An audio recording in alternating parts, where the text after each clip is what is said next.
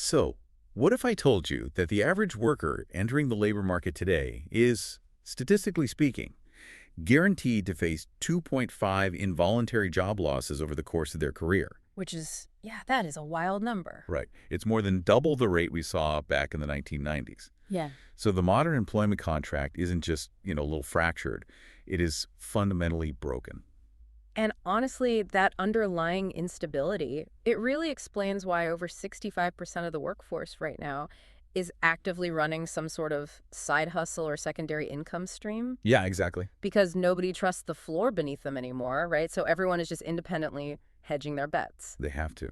Well, today on the Deep Dive, we are pulling from a really comprehensive paper by Dr. Jonathan H. Westover. It's titled The Great Decoupling, Rebuilding Trust in the Modern Workplace. That's a fantastic paper. It really is. And our mission today is to figure out the actual mechanics of why the fundamental relationship between you and your employer feels so hostile these days. Right. And then we're going to explore how the smartest organizations on the planet are actively reversing this trend, because doing so gives them a massive competitive advantage. Okay, let's unpack this. Yeah. Because whether you are, an entry-level employee scanning the job boards, or maybe a gig worker hustling between platforms, or even a CEO trying to retain top talent, you have definitely felt this shift. Oh, 100%. It's that sinking sort of visceral feeling that your company essentially views you as just a disposable line item on a spreadsheet. Yeah, and we really have to recognize that this feeling, it isn't just some cultural vibe or, a temporary post-pandemic hangover. Right. Dr. Westover's research actually documents a measurable 6-decade-long dismantling of the core psychological and economic contract between organizations and their workforces. 6 decades, that's a long time. Exactly. We're looking at a huge systemic structural shift in exactly how human labor is valued. Well, before we can look at the companies that are actively fixing this, I think we need to define the exact mechanics of what broke. That makes sense. Because the numbers here, they paint a pretty stark reality.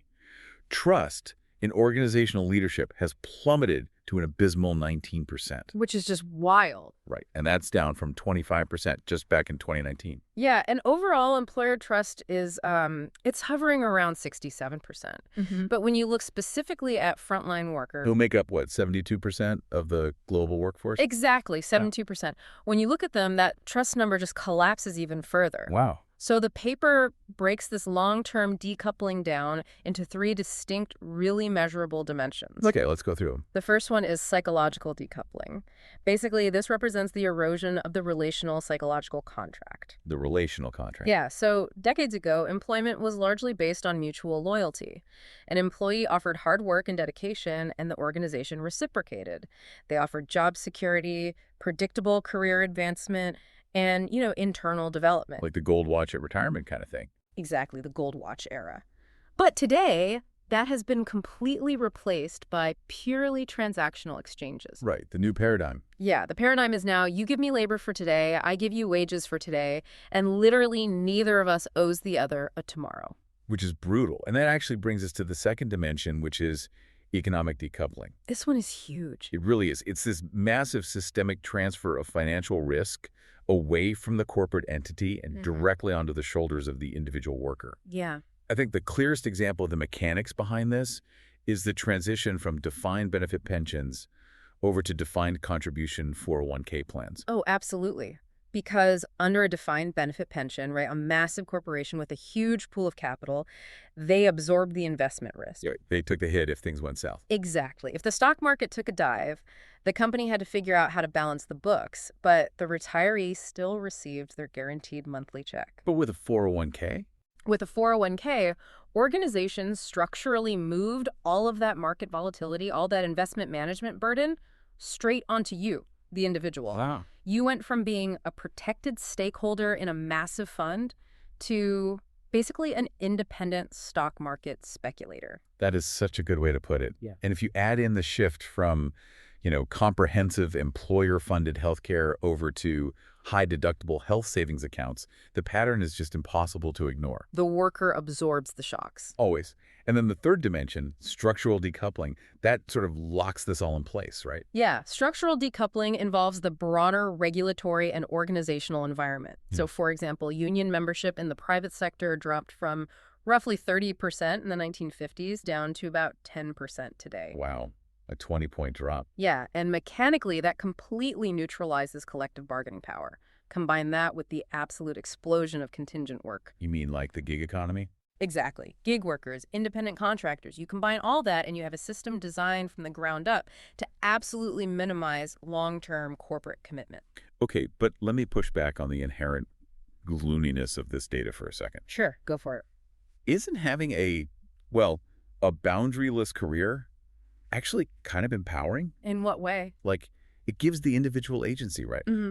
It feels like we moved from this restrictive 1950s marriage expectation where you were locked into one company forever, even if you hate it. Right, the company man. Exactly. We moved from that to treating our careers like a series of Tinder dates. We are constantly swiping for the next best thing, hopping to a new company for a 50% salary bump or, I don't know, cooler project. Doesn't that ultimate mobility give the worker the real power? Well, that is definitely the narrative that's often sold to workers, that this fractured landscape is just a result of modern employees demanding ultimate freedom and flexibility. Right, that's what you always hear on LinkedIn. Exactly. But the research utterly refutes that. Yeah. This shift was not driven by workers organically seeking more precarious lives. I mean, who wants that? It was actually driven by aggressive macroeconomic and systemic changes that really began in the 1980s. Okay. The system structurally forced the risk onto the worker, and the boundaryless career was simply the necessary survival adaptation. Oh, wow. So we didn't choose the Tinder date career model at all. The Yeah. marriage contract was basically unilaterally ripped up by the other party. Exactly. Let's trace the actual drivers here. Beginning in the 80s, the corporate world fundamentally adopted the doctrine of shareholder primacy. Right, maximizing shareholder value above all else. Exactly. The singular overriding purpose of a corporation became maximizing short-term returns for shareholders. Mm. And within that specific financial framework, human labor was radically redefined. How so? Well, you were no longer considered a long-term asset to be cultivated. You were reclassified as a liability, essentially, a cost to be minimized. Yeah. The stock market actually began explicitly rewarding companies with immediate share price bumps the literal moment they announced large-scale layoffs. That is a deeply unsettling reality to sit with. I mean, Wall Street literally popped champagne corks when tens of thousands of people lose their livelihoods. Yeah, it turns human anxiety into a market indicator for profitability. And then, obviously, you introduce the forces of globalization and technological change on top of that. Oh, yeah. Trade liberalization agreements like NAFTA, along with China's entry into the World Trade Organization, those completely altered the labor market mechanics. Because suddenly we're competing with everyone. Exactly. Previously, sheltered domestic workers were suddenly thrust into direct competition with a massive global labor pool. Right. Capital and supply chains became incredibly fluid and globally mobile almost overnight, but labor remained geographically trapped. Which makes sense. You can move a factory, but you can't easily move 10,000 families. Right. And this global labor arbitrage allowed corporations to offshore routine, cognitive, and manual tasks to the cheapest possible markets, which heavily depressed domestic wages and bargaining power. And the regulatory environment clearly followed suit, right? The paper notes that the federal minimum wage has remained frozen at $7.25 since 2009. Since 2009, yeah. From an impartial, purely systemic standpoint, that is the longest period without a statutory increase in U.S. history. That sends a pretty definitive signal about where worker welfare actually ranks in the broader economic formula. Definitely. But, if you were listening to this on your commute right now, you might be thinking, okay, global trade policy and the 1980s shareholder doctrines are interesting, but what does this actually have to do with my daily stand-up meeting? Or, why my specific department won't hire more help? Right. Well, what's fascinating here is how mundane, seemingly neutral accounting rules actually dictate the everyday human behavior of your managers. Okay, yes. I was reading this part of the source material, and it honestly blew my mind. It's crazy, right? It is. The mechanics of corporate bookkeeping are fundamentally biased against people. Yeah. In standard accounting, human labor is recorded as a period cost. It is categorized as an immediate expense that reduces the company's profits for that specific quarter. Exactly. But capital investments like buying an industrial robotic arm or a massive enterprise software suite, those are categorized differently. They're assets. Right. They're assets. The company can depreciate the cost of that software over 5 or 10 years. So if a middle manager is under intense pressure to hit a quarterly profit target, the literal tax code and the accounting ledgers incentivize them to fire a human being and buy a machine. The structural rules of the game actively punish investments in human capability. Yes. And this brings us to a massive strategic contradiction within these organizations right now. Companies are leaning hard into this accounting bias. Cutting personnel, stripping training budgets. Exactly. And buying sophisticated artificial intelligence instead. But the successful integration of AI requires high-order cognitive skills from the human workforce. Right, because someone has to actually run the AI. Exactly. Employees need to be able to critically evaluate complex algorithmic outputs, they need to troubleshoot systems, and apply nuanced human judgment. Well, here's where it gets really interesting. The paper highlights a terrifying statistical collision. Oh, the literacy data. Yes, the technology demands advanced critical thinking, but current data shows that 45 to 55% of U.S. adults do not read at a proficient 12th grade level. That is staggering. It really is. There is a massive structural literacy and capability gap in the workforce.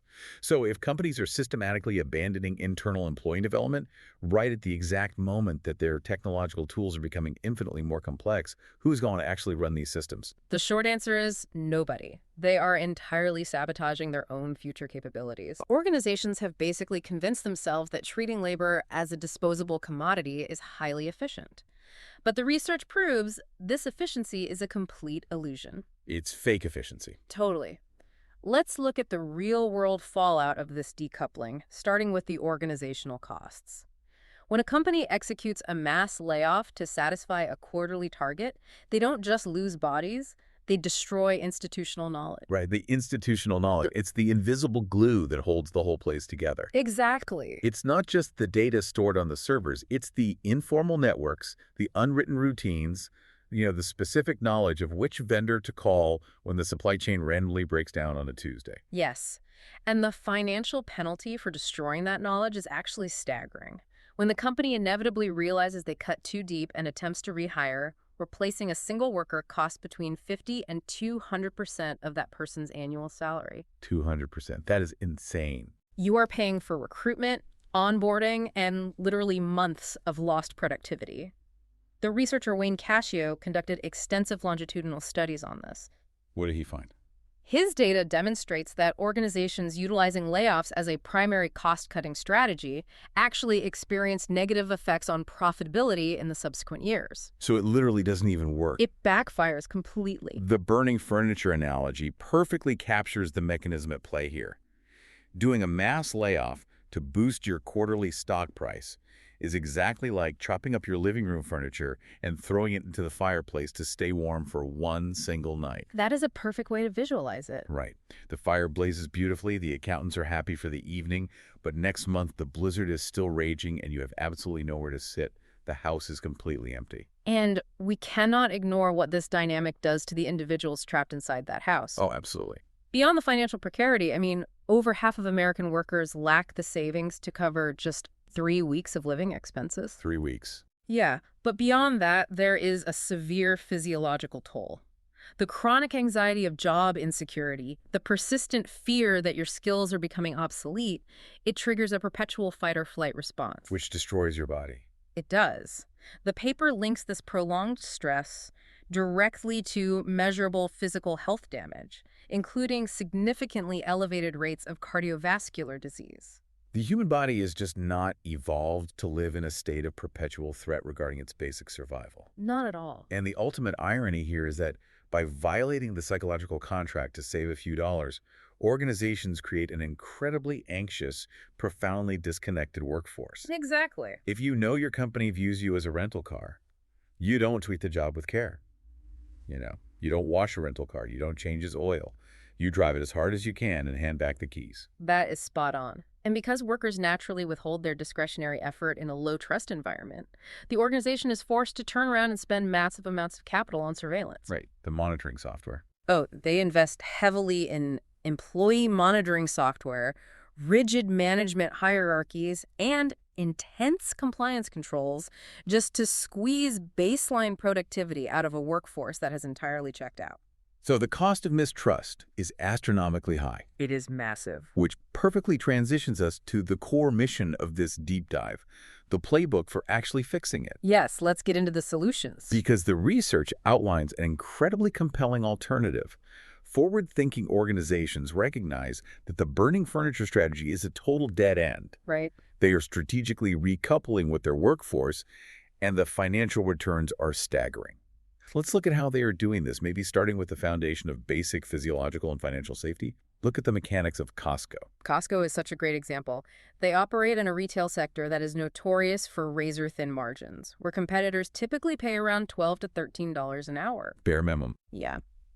Conventional short-term retail accounting dictates that labor costs must be suppressed at all costs. But Costco flatly rejects that premise. They offer starting wages of $18 to $19 an hour, alongside robust, comprehensive benefits, even for part-time employees. And the mechanism behind that choice drives their competitive advantage, right? Absolutely. Because by paying a premium, Costco virtually eliminates employee turnover, saving millions in continuous recruitment and training. And they experience dramatically lower rates of inventory shrinkage or theft because a well-compensated, respected employee self-polices their environment. They don't treat the store like a rental car. Exactly. Moving up the hierarchy of needs, we look at psychological safety and procedural justice. The paper highlights Satya Nadella's transformative leadership at Microsoft. Oh, the stack ranking thing. Right. Prior to his tenure, Microsoft utilized a stack ranking system. Mechanically, this forced managers to grade employees on a curve. So a certain percentage always had to fail. Yeah, meaning a certain percentage of the team had to be ranked as underperformers completely regardless of actual output. It is an engineered paranoia machine. Like, if helping my teammate succeed means I might end up in the bottom 10% and lose my job, well, I'm going to hoard information, sabotage my peers, and play extreme office politics. Naturally. But Nadella dismantled that structure entirely. He replaced it with a culture optimized for psychological safety and transparency. How did he do that? He encouraged open dialogue about failures, and he shared difficult news early. By changing the systemic incentives from brutal internal competition to collaborative problem-solving, both employee engagement scores and Microsoft's market capitalization absolutely skyrocketed. Wow. And that focus on transparent process brings up the concept of procedural justice, which General Motors demonstrated brilliantly during the 2008 financial crisis. Oh, that's a fascinating case study. It really is. GM was facing total bankruptcy. The standard decoupling playbook says, lock the factory doors, file the paperwork, and let the chips fall where they may. Right, preserve capital. Exactly. But GM took a drastically different approach. They engaged in grueling, highly transparent negotiations with labor unions. They opened the books to show the exact nature of the existential threat facing the business. And the outcome was still painful, obviously. Jobs were inevitably lost. Yeah, they were. But the mechanism of how they handled it matters. They developed voluntary separation packages and, crucially, utilized corporate funds to maintain displaced workers' health care benefits well beyond the legal requirements. And that right there is procedural justice. Exactly. The employees understood why the decisions were made and felt they were treated with dignity. By preserving that trust, GM protected its community reputation, ensuring they could successfully rehire top talent when the economic winds finally shifted back. We also have to address the massive AI and literacy gap we discussed earlier. AT&T faced a similar existential skills crisis. They really did. As their core business rapidly transitioned toward cloud computing and data analytics, they realized a massive portion of their existing workforce possessed obsolete skills. The accounting ledgers told them to fire 100,000 legacy employees and just hire a new fleet of data scientists. But AT&T chose capability building over capability buying. Which is huge. It is. They launched an initiative called Workforce 2020. They invested over $1 billion to map the future skills they required. $1 billion. Yeah. And then they provided their existing employees with tuition assistance, partnerships with universities, and clear internal pathways to reskill into those emerging technical roles. They signaled to their workforce that they were worth long-term investment. And when we talk about long-term investment, the Lincoln Electric case study is absolutely wild. Oh, I love this one. They are a global manufacturing company that instituted a guaranteed employment policy back in 1958. They explicitly promised no layoffs for economic reasons. I read that, and immediately wondered how on earth a manufacturing firm survives a massive demand shock like the 2008 recession without shedding payroll. The mechanism that makes it work is structural flexibility. Okay, how so? Well, the psychological contract at Lincoln Electric is a two-way street. The company guarantees your job, but the worker guarantees their willingness to be aggressively redeployed. Oh, I see. Yeah, so when the 2008 recession hit and orders plummeted, they didn't lay off the factory floor. Instead, they had production workers picking up phones to make direct sales calls, upgrading facility maintenance, and cross-training on new equipment. They kept the institutional knowledge entirely intact. Exact. While their competitors were burning the furniture and losing their best talent, Lincoln Electric essentially split the recession, sharpening their tools. The minute the global economy recovered, they were primed to instantly scale production, while everyone else was desperately trying to recruit. If we connect this to the bigger picture, you have to look at the culmination of all these strategies, Yeah. which requires profound leadership vulnerability. Vulnerability. Yeah. Right. We saw this modeled by Marriott CEO Arne Sorensen during the initial COVID-19 lockdowns. The hospitality industry effectively went to zero revenue overnight. Literally overnight. And Sorensen released a remarkably raw, visibly emotional video to the entire global staff. He didn't hide behind polished corporate PR jargon or legal disclaimers. No, not at all. He looked straight into the camera, explained the catastrophic reality of the math, and announced that he was taking zero salary. Zero. His executive team took massive pay cuts, and they channeled those savings to preserve the health care benefits of their furloughed workers for as long as mathematically possible. And the result of that? Employees surveyed during that period actually reported higher levels of trust in Marriott's leadership during the worst crisis in the company's history, simply because of how authentically and humanely the reality was communicated. See, these case studies, Costco's baseline wages, Microsoft's psychological safety, AT&T's reskilling, Lincoln Electric's guarantees, Marriott's vulnerability, these are not nice-to-have social programs. Right, they aren't charity. No, they are aggressive, highly successful business strategies. These organizations are deliberately treating human capital as an appreciating asset. By offering stability and procedural justice, they purchase a level of discretionary effort, rapid innovation, and fierce loyalty that their competitors utilizing the disposable labor model literally cannot afford to replicate. So what does this all mean for you as you navigate your own career? Think about the stark difference between the Wall Street layoff model and the Lincoln Electric model. It's night and day. It really is. Doing the supposedly expensive thing up front, paying a premium wage, refusing to conduct reactionary layoffs, investing heavily in continuous training, it is actually the ultimate cost-saving strategy when you zoom out to a 10-year timeline. Because you aren't burning the furniture to hit a quarterly number? Exactly. You're building a house that can actually withstand a hurricane. The Great Decoupling wasn't a natural disaster. It represents an accumulation of deliberate choices made by organizational leadership over 60 years to prioritize short-term financial optics over long-term human capability. Deliberate choices. Yes. But the playbook of recoupling definitively proves that organizations still possess the agency to choose a completely different, vastly more sustainable path. Let's recap the journey we've taken today. We started by examining the historic collapse of workplace trust, diagnosing the exhausting reality of the boundaryless Tinder date career where everyone is forced to hedge their bets with a side hustle. Yeah. Then we dug into the systemic mechanisms, from the 1980s shareholder primacy doctrines to the accounting quirks that bizarrely classify human beings as disposable period costs while treating machines as valuable investments. Such a wild paradigm. And finally, we explored the evidence-based playbook of transparent, high-investment employers who are actively proving that the psychological contract can be rebuilt and weaponized as a competitive advantage. Absolutely. I want you to evaluate your own workplace tomorrow morning. Look at the mechanisms around you. Are you operating in an environment that structurally treats you as a depreciating expense? It's a tough question to ask. It is, but you have to ask it. Are you constantly forced to independently hedge your financial bets because the floor feels unstable? Or is your organization actively investing in your continuous learning?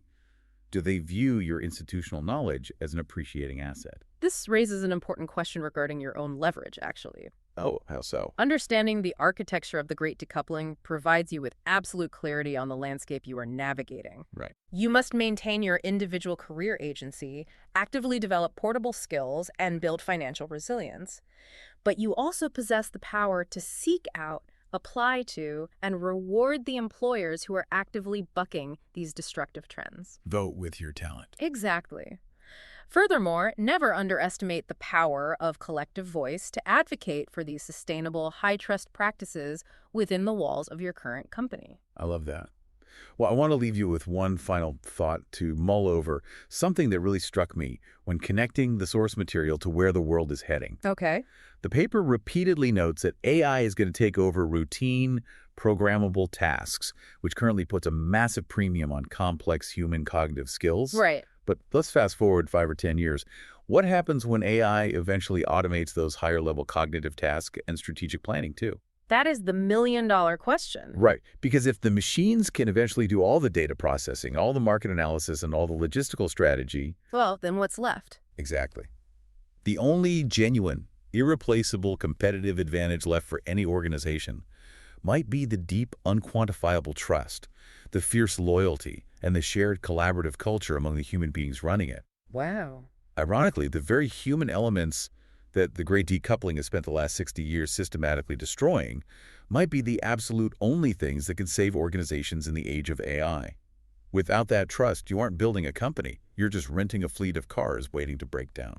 It is a profound realization. In an increasingly automated world, the most critical, defensible asset of the future will simply be our humanity. Well said. Thanks for joining us on this deep dive. We'll catch you next time.